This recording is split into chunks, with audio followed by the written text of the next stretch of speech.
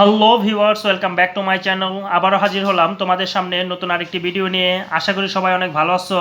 আজকে তোমাদের সামনে আলোচনা করব ইউনিট 5 লেসন 1 এর পার্ট 3 নিয়ে। আজকে আমরা আলোচনা করব আই ডাইড ফর বিউটি, আমি সৌন্দর্য প্রতিষ্ঠার জন্য মৃত্যুবরণ করেছি। তো এই আই ডাইড ফর বিউটি এটি লিখেছে বাই ইমিলি ডিকিনসন। তো অ্যাট ফার্স্ট আমরা এই পয়েমটি পড়ার পূর্বে ইমিলি ডিকিনসন সম্পর্কে একটু বিস্তারিত জেনে নেই। ইমিলি ডিকিনসন এর পুরো নাম হচ্ছে ইমিলি এলিজাবেথ ডিকিনসন। তিনি 10 ডিসেম্বর 1830 সালে ইউএসএ জন্মগ্রহণ করেন এবং 15 মে 1886 সালের ওই একই স্থানে মৃত্যুবরণ করেন। মৃত্যুকালে তার বয়স হয়েছিল 55 বছর। তিনি একজন আমেরিকান কবি ছিলেন। তো এখন আমরা মূল পয়েমে চলে যাই। আই ডাইড ফর বিউটি, আমি সৌন্দর্য প্রতিষ্ঠার জন্য মৃত্যুবরণ করেছি, but was scarce adjusted in the tomb, কিন্তু আমি কবরে অপর্যাপ্ত মানানসই ছিলাম। মানে কবরে আমি খুব একটা আনন্দে ছিলাম না বা সুখে ছিলাম না। স্কেয়ার শব্দটির মানে হচ্ছে অপর্যাপ্ত, টম্ব শব্দটির মানে হচ্ছে কবর।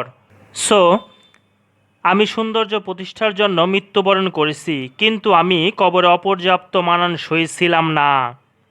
When one who died for truth was lain in an adjoining room, তখন এমন একজনকে পাশের কবরে শায়িত করা হয়েছিল যে কিনা মৃত্যুবরণ করেছিল সত্য প্রতিষ্ঠার জন্য। লেইন শব্দটির মানে হচ্ছে শায়িত করা, এটা লাইয়ের past participle form.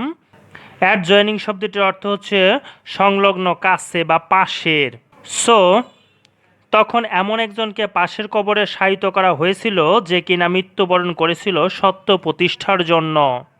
He কোয়েশ্চেনড softly why I field, সে আমাকে কোমলভাবে প্রশ্ন করলো কেন আমি মৃত্যুবরণ করেছিলাম। ফর বিউটি আই রিপ্লাইড, সৌন্দর্য প্রতিষ্ঠার জন্য আমি মৃত্যুবরণ করেছিলাম, আমি উত্তর দিলাম। And I for truth, the two are one, আর আমি মৃত্যুবরণ করেছি সত্য প্রতিষ্ঠার জন্য, তাই দুজনেই এক। উই ব্রেথরেন আর, হি সেইড, আমরা ভাই ভাই, সে বলল। ব্রেথরেন শব্দটি ব্রাদারের বহুবচন, এর অর্থ হচ্ছে ভাই ভাই। সো আমরা ভাই ভাই, সে বলল। And so as kinsmen met a night, আর তাই আত্মীয় হিসেবে এক রাতে আমরা দেখা করলাম। কিন্সমেন মানে হচ্ছে আত্মীয় স্বজন, আর তাই আত্মীয় হিসেবে এক রাতে আমরা দেখা করলাম। We walked between the rooms, দুই কবরের মধ্যে আমরা কথা চালিয়ে গিয়েছিলাম। Until the moss had reached our lips, যতক্ষণ পর্যন্ত না শ্যাওলা আমাদের ঠোঁটে পৌঁছে যায়। মস মানে হচ্ছে শ্যাওলা, যতক্ষণ পর্যন্ত না শ্যাওলা আমাদের ঠোঁটে পৌঁছে যায়।